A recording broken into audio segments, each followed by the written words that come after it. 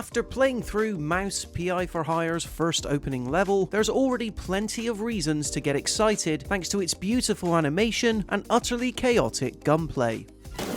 Steve, when I find you, we're gonna have a long talk about your life choices. Ever since Cuphead burst onto the scene with its gorgeously hand-drawn and uncannily faithful 1930s cartoon visuals way back in 2017, a handful of indie developers swiftly took note. In fact, several took one look at the game's art style and quite clearly thought, I wonder what would happen if I took the same kind of rubber hose art style and applied it onto a different video game genre. Roguelike co-op brawler Into the Unwell is one such example, but equally as notable is Mouse P.I for Hire, which aims to apply the period's same zany character designs and rubber hose era animation onto the skeleton of a jazz-fueled 3D boomer shooter. While initially skeptical about whether developer Fumi Games' oddly specific mishmash of ideas would work together, I came away from my recent hour-long Mouse P.I for Hire preview more optimistic than ever that this crazy concoction just might work. Packed with plenty of noir-loaded charm and a strong commitment to the same 1930s bit that worked so well for Cuphead, this is one throwback first-person shooter set to comfortably skip any potential grey area in favour of a strong black and white identity, one centred on a mouse detective's mission to solve mysteries and squash crime. Stevie boy, what exactly were you up to?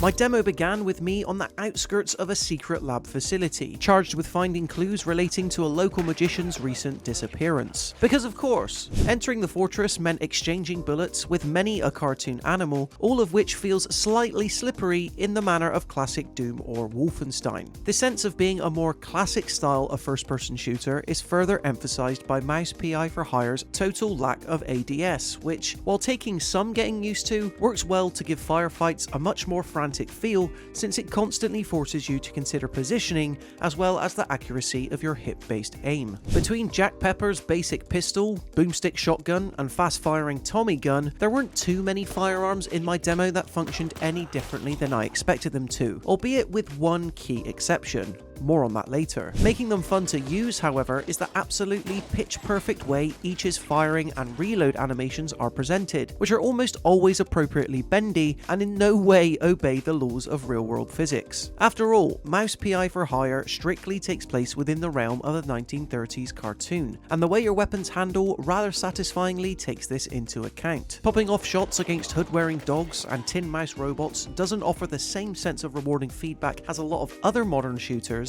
and yet this is all made up for by the way that they can impact and affect your foes depending on the weapon you're using. Firing my pistol at a robot, for instance, sees the casings ping off their shell as you'd expect, while shooting at a nearby explosive barrel, that old chestnut catches enemies ablaze and has them dancing around on fire with their arms in the air. The game is brilliant at transforming otherwise typical moments you'd expect to see in an FPS into a real event, creating an affectionate tribute to the historic period of animation it's aiming to recapture as a result of your own actions.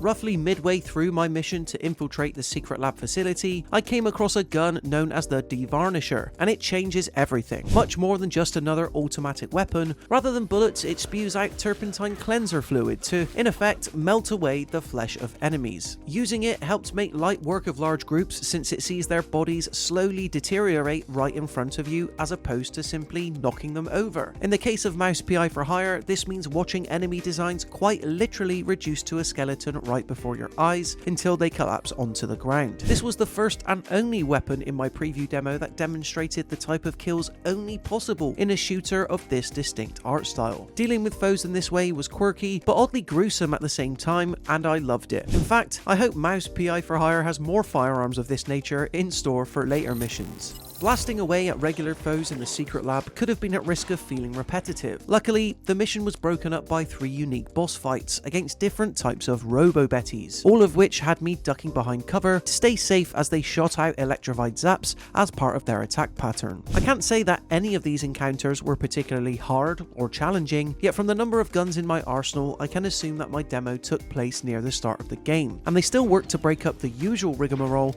of frequent shootouts and multi-level exploration. exploration. Being a former war hero turned private eye, it somewhat pains me to admit it, but Troy Baker's vocal performance of Jack Pepper plays a huge part in successfully selling the 1930s detective fantasy. His old-timey accent and suave commentary on proceedings is always on point, further complemented by Mouse P.I. for Hire's expected rumpy-pumpy jazz soundtrack that also sounds great. One of my favourite small details relates to the few opportunities I had to pick a safe's lock, which, rather than rely on the old Bethesda method of lockpicking, takes a more creative approach. Pushing out pins in these moments means guiding Jack's tail around in the style of the old Nokia Snake game, being careful to dodge any kind of electrified danger. I tend to hate lockpicking in games, but here it was a real treat.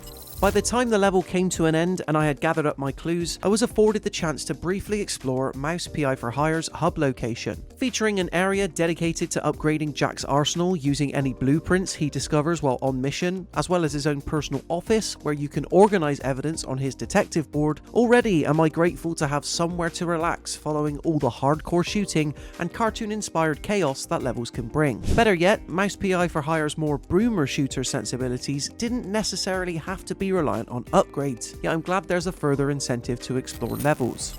Although I only got to experience one level and my time with the preview was relatively short, it's already clear to see that Mouse P.I. for Hire is much more than just its distinctive 1930s cartoon art style. Held within the ink is actually a fun, if relatively old school brand of FPS that rarely stops for you to catch a breath. It also happens to be one where you play as a Troy Baker voiced mouse detective who is determined to solve whatever crime the city of Mouseburg is steeped in. Simply put, Mouse P.I. for Hire is just as bonkers as its outlandish premise makes it seem, and I already can't wait to see how its missing magician mystery develops. What sort of devil's trickery is this? Exterminate. So there you have it guys, in terms of our early preview thoughts on Mouse P.I. for Hire. It looks absolutely brilliant.